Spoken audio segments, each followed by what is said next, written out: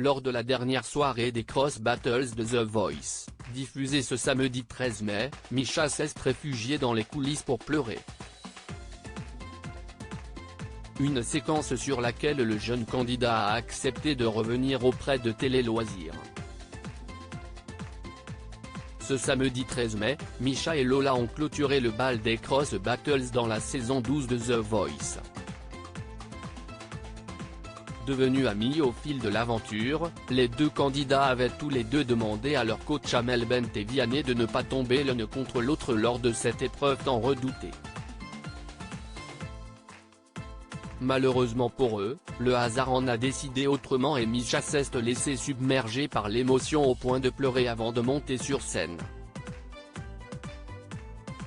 Pour Télé Loisirs, le Guyanais, qui avait ouvert une cagnotte pour pouvoir se rendre à Paris et participer au télécrochet de TF1, a expliqué pourquoi il a fondu en larmes en coulisses. Misha, The Voice 2023, Amel Bent m'a rappelé pourquoi j'étais là. Télé Loisirs, dans quel état d'esprit étiez-vous avant ces Cross Battles? Misha, c'était assez compliqué parce que je voyais tous mes amis se faire éliminer. J'étais dans un état d'esprit où je voulais juste passer. Puis, mentalement et émotionnellement c'était très difficile de passer en dernier. Qu'avez-vous ressenti quand vous avez compris que vous alliez affronter Lola? C'était très compliqué parce que j'avais dit à Amel et à Vianney que je ne voulais absolument pas passer contre Lola. Elle aussi avait dit à Vianney qu'elle ne voulait pas passer contre moi. On ne voulait pas passer l'un contre l'autre parce que c'est mon acolyte, c'est mon ami. Au final, quand on a vu qu'on devait passer ensemble, on a fait une tête digne d'un film d'horreur. Rire, on vous voit pleurer en coulisses juste avant votre passage sur scène. Pourquoi? Ah, la scène que je ne voulais pas qu'il affiche. En fait, c'est un ensemble. Il y avait la pression, le fait de voir tous mes amis se faire éliminer et le fait de tomber contre Lola. Pour vous expliquer ce qui s'est passé, je sors du plateau pour aller me faire maquiller, je fais quelques pas vers les maquilleuses et là je dis, c'est du grand n'importe quoi. Puis, je commence à pleurer et je pars dans mon coin. Que vous a dit Amel Bent pour vous réconforter? Elle m'a rappelé pourquoi j'étais là, pour quelles raisons j'ai fait autant de chemin, que je n'étais pas tout seul et que j'avais des choses à accomplir.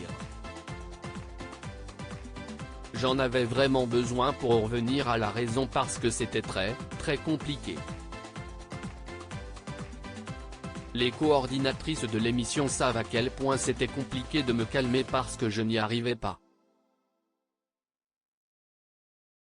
Je ne pleure presque jamais, mais quand je pleure c'est dur de m'arrêter.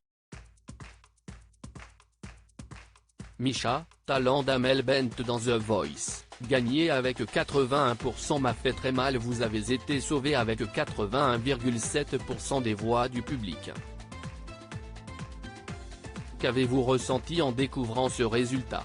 J'étais dégoûté parce que j'ai un respect énorme pour Lola et le fait de gagner avec 81% ça m'a fait très mal. Je l'ai plus mal pris que bien. J'aurais préféré gagner avec un peu moins de pourcentage. Je n'ai pas lâché un sourire quand je suis descendu de la scène. Je ne voulais pas gagner avec autant d'écart. D'autant plus que je ne pensais pas du tout à la victoire pour cette performance-là. Je n'étais pas dans l'optique de gagner, j'ai juste chanté parce que je venais de loin et je ne suis pas venu pour rien. Après votre victoire, Lola vous prend dans ses bras. Que vous dit-elle à ce moment-là? Elle m'a dit, ne t'en veux pas, je suis fière de toi et continue comme ça. Elle m'a aussi dit qu'elle était sûre que j'irais loin dans l'aventure. Au mois de mars, vous annonciez que vous alliez passer votre bac blanc. Comment ça s'est passé? Je ne passerai pas le bac cette année. Je vais sûrement le passer l'année prochaine. Est-ce à cause de votre participation à The Voice? Je ne dirais pas que c'est la cause principale, c'est un ensemble. Il y a ça et le fait que quand je suis revenu en Guyane c'était assez compliqué de reprendre. Mentalement, je n'arrive plus avec les cours. À lire aussi je ne m'attendais pas du tout à ça. Misha, The Voice 2023, revient sur l'émotion de son père pendant sa prestation.